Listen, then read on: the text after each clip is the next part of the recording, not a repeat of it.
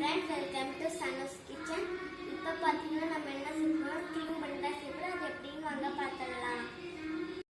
Hi friends, welcome to Sanus Kitchen. இன்னைக்கு நம்ம கிச்சன்ல என்ன பார்க்க போறோம்னா ஒரு க்ரீம் பன் தான் பார்க்க போறோம். அதுக்கு தேவையான இன்கிரிடியன்ட்ஸ் என்னன்னா மைதா மாவு, பால் வந்து நான் சூடு பண்ணி கொஞ்சம் வெதுவெதுப்பா எடுத்து வச்சிருக்கேன். இதுல நான் வந்து 2 கப்பு மைதா மாவு எடுத்திருக்கேன். அதே கப்பில் ஒரு 3/4 கப்பு பால் எடுத்திருக்கேன். 2 கப்புங்கிறப்போ 200 இது வந்து ஒரு 250 கிராம் வந்து கப்பு இது. ஸோ இதில் வந்து 1 கப்பு நான் மைதா எடுத்திருக்கேன், 3/4 கப்பு வந்து பால் எடுத்திருக்கேன். சரிங்களா? இப்போ வந்து இது பால் வந்து பார்த்திங்கன்னா கொஞ்சம் வெதுவெதுப்பாக இருக்கணும். இப்போ இந்த பாலில் வந்து முதல்ல ஈஸ்ட் ஆக்டிவேட் பண்ணிக்கலாம். ஈஸ்ட் எப்படி ஆக்டிவேட் பண்ணுறதுன்னா, இதுதான் ஈஸ்ட்டு. இந்த ஈஸ்ட்டை பார்த்திங்கன்னா மாவை வந்து புளிக்க வைக்கிறதுக்காக யூஸ் பண்ணுவோம். இப்போது இந்த பாலில் வந்து கொஞ்சம் வெதுவெதுப்பாக இருக்கணும் பால். இப்போ இதில் 1 ஸ்பூன் ஈஸ்ட்டு போட்டுக்கலாம். அதே ஸ்பூனில் 1 ஸ்பூன் சர்க்கரை போட்டு இதை நல்லா கலந்து விட்டுருங்க. பால் வந்து ரொம்பவும் சூடாக இருக்கக்கூடாது. இருந்துச்சுன்னா ஈஸ்ட் வந்து ஆக்டிவேட் ஆகாத. நல்லா கட்டி இல்லாமல் கலக்கிடுங்க. கலக்கிட்டு இது ஒரு 10 நிமிஷத்தில் மூடி வச்சிடலாம். 10 நிமிஷம் வரையும் மூடி வச்சா அந்த ஈஸ்ட் வந்து ஆக்டிவேட் ஆகி நல்லா பொங்கி வரும் நம்மளுக்கு. அதுக்கப்புறம் மாவில் நம்ம மிக்ஸ் பண்ணிக்கலாம்.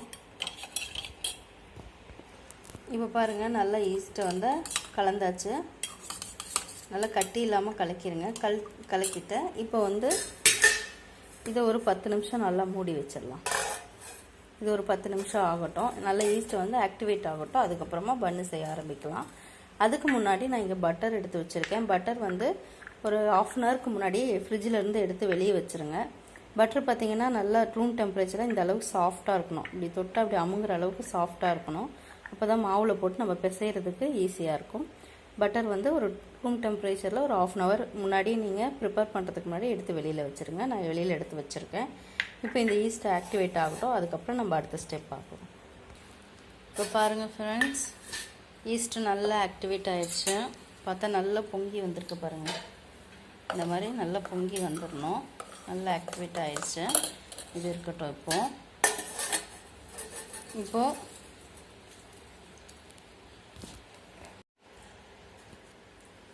பாருங்கள் ஃப்ரெண்ட்ஸ், ஈஸ்ட்டு நல்லா நம்மளுக்கு ஆக்டிவேட் ஆகிடுச்சு.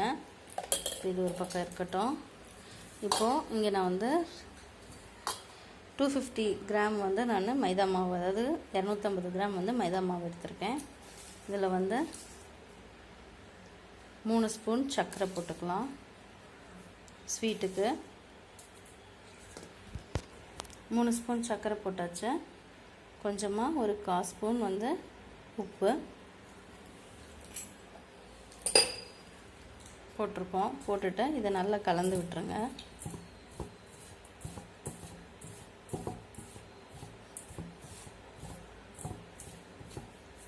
கலந்து விட்டுட்டேன். இப்போ இங்கே ஈஸ்ட் நல்லா ஆக்டிவேட் ஆகிடுச்சு. இப்போ இதை நல்லா மிக்ஸ் பண்ணிடலாம். மிக்ஸ் பண்ணிவிட்டு இந்த பால் இதில் ஊற்றி நல்லா பிசைஞ்சிடலாம்.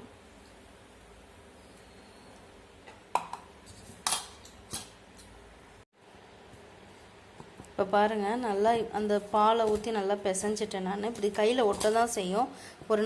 ஒரு 10 நிமிஷம் பிசைஞ்சிக்கிட்டே இருந்தீங்கன்னா அது வந்து ஒட்டாமல் வரும். ஃபஸ்ட்டு ஸ்டார்டிங்கில் இப்படி ஒட்டி தான் வரும் அது. இப்போ இந்த மாதிரி நல்லா பிசைஞ்சாச்சு. இப்படி ஒட்டி தான் வரும். பிசைய தான் ஒட்டாமல் வரும். இப்போ நம்ம இங்கே வந்து பட்டர் வந்து அன்சால்ட்டு பட்டர் இது நான் ஒரு 1/2 அன் ஹவருக்கு முன்னாடி வெளியில் எடுத்து வச்சிட்டேன். அப்போ வந்து பார்த்திங்கன்னா இப்படி எடுக்கிறப்ப இப்படி அழகாக வரும். இதில் ஒரு 2 ஸ்பூன் பட்டர் யூஸ் பண்ணிக்கணும்.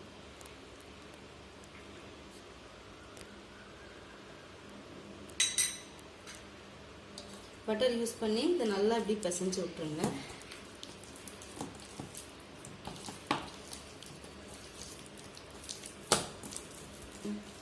இந்த மாதிரி நல்லா பிசைஞ்சிருங்க. பட்டர் நான் போட்டுட்டு ஒரு 2 ஸ்பூன் பட்டர் போட்டிருக்கேன். நல்லா அப்படி பிசைஞ்சு விட்டுருங்க.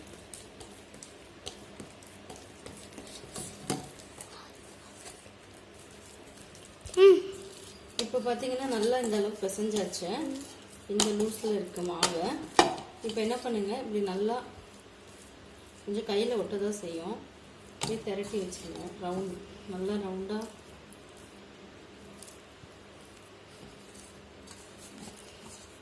இது பண்ணி வச்சுருங்க.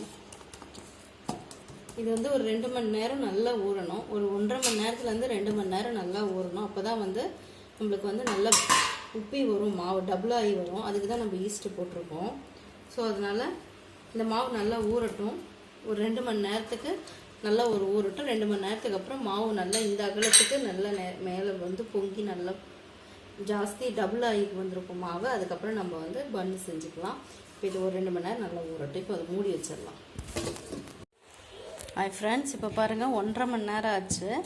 1.5 மணி நேரம் பார்த்துங்க எவ்வளோ அழகாக உப்பி இருக்குது பாருங்கள். நல்லா உப்பி வந்திருக்கு. இப்போ இதை நம்ம ஒரு பேனம் பிசைஞ்சிக்கலாம். 1.5 மணி நேரத்துலேருந்து 2 மணி நேரம் போதும் இது ஊடுறதுக்கு. இப்போ இதை நல்லா பிசைஞ்சிக்கலாம். இப்போ பாருங்கள் நல்லா இதை அப்படியே சும்மா சுற்றி அப்படியே வர உள்ளே அமுத்தி விட்டுருக்கேன் நான். நல்லா இந்த மாதிரி பிசைஞ்சிக்கலாம். இப்போ இது இருக்கட்டும். இப்போ இங்கே வந்து நான் ஒரு பிளேட் எடுத்து வச்சுருக்கேன். இதில் வெண்ணெய் தடவியிருக்கேன். வெண்ணெய் இல்லைன்னா நெய் ஏதோ ஒன்று, இல்லை எண்ணெய் கூட தடவலாம். இந்த மாதிரி ஃபுல்லாக ஸ்ப்ரெட் பண்ணி தடவி விட்டுருங்க. இப்போ பாருங்கள் இந்த மாதிரி கையில் எண்ணெயோ இல்லை நெய்யோ தேய்ச்சிக்கோங்க. நான் நெய் தேய்ச்சிருக்கேன். இப்போது இதிலேருந்து இப்படி நல்லா இந்த மாதிரி இந்த ஷேப்பில் நல்லா எடுத்துக்கோங்க. நல்லா எந்த கேப்புமே இல்லாமல் உருட்டிக்கலாம். இல்லை இந்த மாதிரி கூட மடிச்சுக்கலாம்.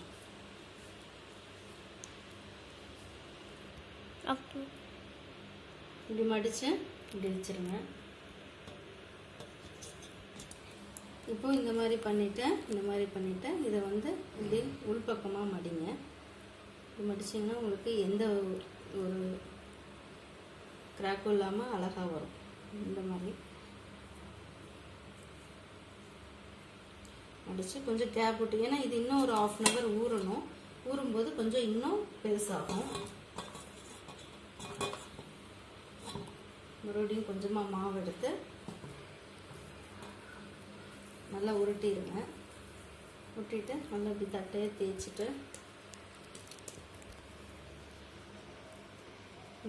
தேய்ச்சிட்டு இப்படி உள் பக்கமாக மடிச்சுக்கோங்க.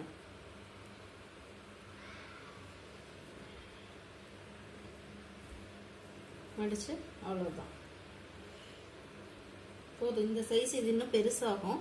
ஸோ இன்னும் பெருசாகும் இது, அதனால் இந்த சைஸ் போதும். இது மாதிரி எல்லாத்தையும் உருண்டை பிடிச்சி வச்சுக்கலாம். இப்போ பாருங்கள் ஃப்ரெண்ட்ஸ், இந்த அளவுக்கு உருட்டி வச்சாச்சு. இது இன்னும் ஒரு 1/2 hour ஊறிச்சுன்னா நல்லா இன்னும் இந்த அளவுக்கு பெருசாகும். இப்போ என்ன பண்ணோன்னா கொஞ்சமாக கையில் வெண்ணெயோ இல்லை நெய்யோ ஏதோ ஒன்று எடுத்துகிட்டு இப்படி மேலால் லைட்டாக சும்மா டச் பண்ணி விட்டுருங்க, காயாமல் இருக்கிறதுக்காண்டி. எண்ணெய் கூட தேய்க்கலாம். எண்ணெய் இல்லை நெய், பட்டர் என்ன அவைலபிளாக இருக்கோ அதை யூஸ் பண்ணிக்கோங்க. ஜஸ்ட் ரொம்ப வேண்டாம், ஏன்னா ஆல்ரெடி பட்டர் போட்டு பிசைஞ்சிருக்கோம், நெய் போட்டிருக்குறோம். ஸோ அதனால் ரொம்ப வேண்டாம். இது இருக்கட்டும். இப்போ இது வந்து ஒரு 1/2 hour மறுபடியும் ஊறணும். ஊறினதுக்கப்புறம் நம்மளுக்கு அதை பொரிச்சு எடுத்துக்கலாம். இப்போ பாருங்கள் ஃப்ரெண்ட்ஸ், இப்போ பாருங்கள் நம்ம சின்னதாக உருண்டை பிடிச்சி வச்சோம். அது எவ்வளோ பெருசு நல்லா எக்ஸ்பெண்ட் ஆகிருக்கு பாருங்கள். இப்போ இது இப்படியே இருக்கட்டும். இப்போ பாருங்கள் இந்த மாதிரி நல்லா எக்ஸ்பெண்ட் ஆகிருக்கு. இது இப்படியே இருக்கட்டும். இப்போ நான் என்ன பண்ணியிருக்கேன்னா இங்கே வந்து அடுப்பில் வந்து ஒரு தவா வச்சு அதில் வந்து கொஞ்சமாக எண்ணெய் ஊற்றிருக்கேன். ஏன்னா இது ஸ்வீட்டுன்றனால அந்த எண்ணெய் வந்து எதுக்குமே யூஸ் பண்ணிக்க முடியாது. ஸோ அதனால் கொஞ்சமாக ஊற்றிருக்கேன். இது எண்ணெய் வந்து ரொம்ப சிம்மில் வச்சுட்டு அது நல்ல ஓரளவுக்கு சூடாகட்டும். அதுக்கப்புறம் நம்ம ஃப்ரை பண்ணி எடுத்துக்கலாம். இதுக்கு வந்து அவன் பேக் பண்ணணும் அப்படின்றது அவசியம் இல்லை. நம்ம எண்ணெயில் தான் ஃப்ரை பண்ண போகிறோம் இந்த பண்ணை. வாங்க எப்படி பண்ணுறதுன்னு பார்க்கலாம். இப்போ பாருங்கள் ஃப்ரெண்ட்ஸ், எண்ணெய் ஓரளவுக்கு காஞ்சிருச்சு. ரொம்ப அடுப்பு வந்து சிம்லேயே தான் இருக்கணும். நம்ம வந்து அதிகம்லாம் இது பண்ணிடக்கூடாது. இப்போ நம்ம இங்கே எடுத்து வச்சுருக்கிற பண்ணை இதில் இப்படி போட்டுடலாம். மெதுவாக போடுங்க. சிம்லேயே தான் இருக்கணும் அடுப்பு. டிஸ்டர்ப் பண்ணாதீங்க. அது கீழே வேகட்டும். அதுக்கப்புறம் அப்படியே மேலே லைட்டாக அந்த சைடெலாம் வெந்ததுக்கப்புறம் நம்ம திருப்பி போட்டுக்கலாம். பாருங்கள் இந்த மாதிரி ஃபஸ்ட்டு ஒரு பக்கம் நல்லா வெந்துருச்சு. திருப்பி நான் போட்டேன். திருப்பி இந்த மாதிரி இங்கே பாருங்கள், இப்போ 2வது பக்கமும் இப்போ நல்லா வெந்திருக்கு. நம்ம இது வந்து மடித்த சைடு. ஸோ அந்த மாதிரி இந்த மாதிரி கேப் விழ வேண்டாம் தான் நான் அப்படி மடிக்க சொன்னேன் நான்.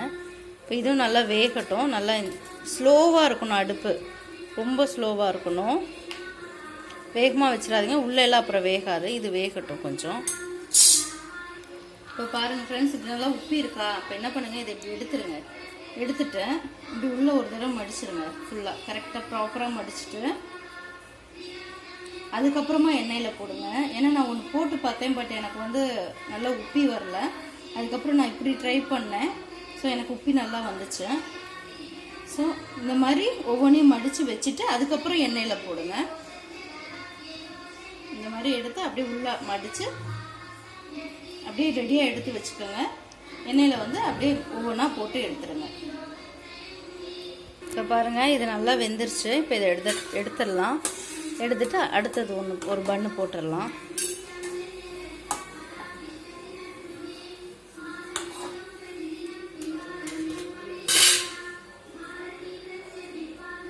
இப்போ அடுத்தது ஒன்று போட்டுங்க. அடுப்பு சிம்மில் தான் இருக்கணும்.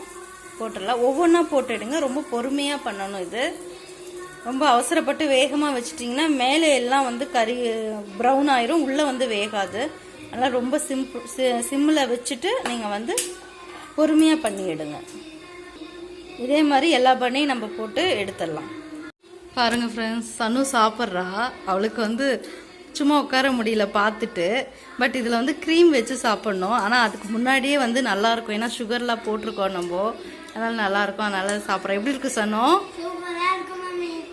சரி, அம்மா க்ரீம் வச்சு தரேன். சரியா சனு? சாஃப்டாக இருக்கா சனு? பாருங்க, நல்லா சாஃப்டா வெந்திருக்கு. நல்லா சாஃப்டா இருக்கு. சனு பிச்சுட்டா நல்லா சாஃப்டா இருக்கு. பட் இதுக்குள்ள க்ரீம் வச்சு சாப்பிடணும். அவளுக்கு வந்து பார்த்துட்டு சாப்பிடாம இருக்க முடியல. அதனால வேகமா எனக்கு வேணும்னு சொல்லி சாப்பிட்டுட்டு இருக்கிறா.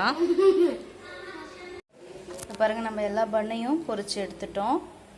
பண்ணெல்லாம் நல்லா வந்திருக்கு, சாஃப்டா இருக்கு. கொஞ்சம் இதெல்லாம் சூடா இருக்கு. இது ஆறட்டும். ஆறுனதுக்கப்புறம் தான் நம்ம க்ரீம் வந்து உள்ளே வந்து நம்ம ஸ்டஃபிங் வைக்க போகிறோம். ஸோ க்ரீம் வச்சு சாப்பிட்டா தான் இது நல்லாயிருக்கும். இப்போ வந்து நம்ம பட்டர் க்ரீம் எப்படி ரெடி பண்ணுறதுங்கிறத பார்த்துடலாம். அது வரை இது கொஞ்சம் ஆறட்டும். ஆறுனா தான் உள்ளே க்ரீம் வைக்க முடியும். க்ரீம் வச்சா இப்போ நீங்கள் சூடாக க்ரீம் வச்சிங்கன்னா அது மெல்ட் ஆகி எல்லா பக்கமும் ஒழுக ஆரம்பிச்சிடும்.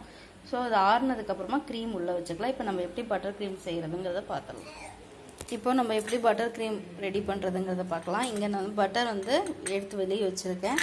அது வந்து நல்லா சாஃப்டாக இருக்குது. இந்த பட்டரை எடுத்து இதில் நம்ம போட்டுடலாம். இப்போ இதில் பட்டர் போட்டிருக்கோம். இது நல்லா ஆல்ரெடி மெல்ட் ஆயிடுச்சு பட்டரு. அது நல்லா இது ஏதோ விக்ஸோ இல்லை, இந்த மாதிரி ஸ்பூன் இருந்தாலே பெட்டர் தான். ஸ்பூனே போதும். நல்லா இந்த மாதிரி இது பண்ணிடுங்க, கட்டி இல்லாமல். இப்போ நான் வந்து இங்கே வந்து ஒரு 1/2 கப் வந்து சுகரை வந்து நான் மிக்சியில் அடித்து பவுடர் பண்ணி வச்சுருக்கேன். சுகர் பவுட்ரு, அதை வந்து இதில் ஆட் பண்ணிடலாம்.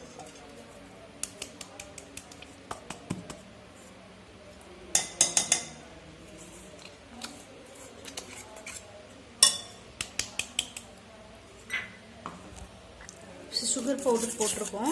அதுவும் நல்லா மிக்ஸ் பண்ணிடுங்க. பட்டரையும் சுகர் பவுடரையும் நல்லா மிக்ஸ் பண்ணிவிட்டு அதுக்கப்புறம் நம்ம கொஞ்சமாக பால் சேர்த்திட்டு மிக்ஸ் பண்ண போகிறோம். முதல்ல இதை நல்லா பவுடரையும் இதையும் நல்லா மிக்ஸ் பண்ணிடுங்க. இப்போ இதை நல்லா மிக்ஸ் பண்ணிட்டோம். இப்போ இங்கே கொஞ்சமாக நான் பால் வச்சுருக்கேன். கொஞ்சம் கொஞ்சமாக ஊற்றிக்கங்க. மொத்தமாக ஊற்றிட்டிங்கன்னா தண்ணி ஆகிடும்.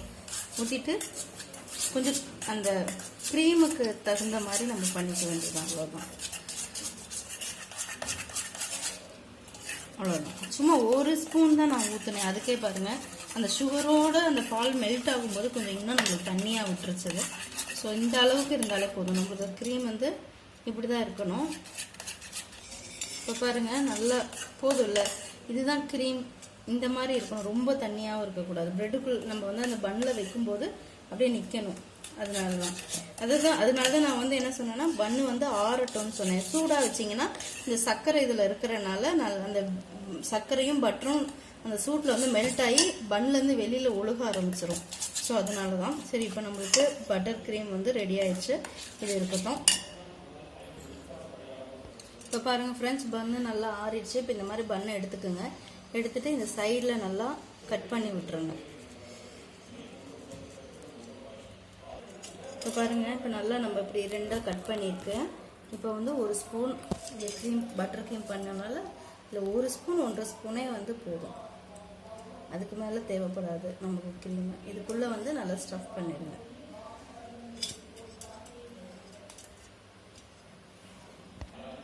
பாருங்கள், இப்போ நல்லா ஸ்டஃப் பண்ணிட்டோம். இப்போ பார்த்தீங்கன்னா நல்லா அழகாக ஸ்டஃபிங் ஆகிருக்கு.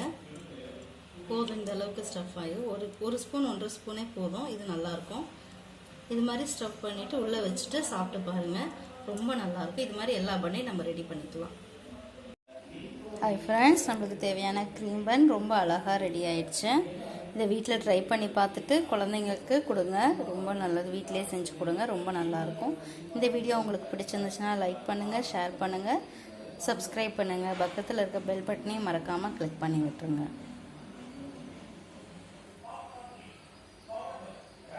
Thank you so much friends.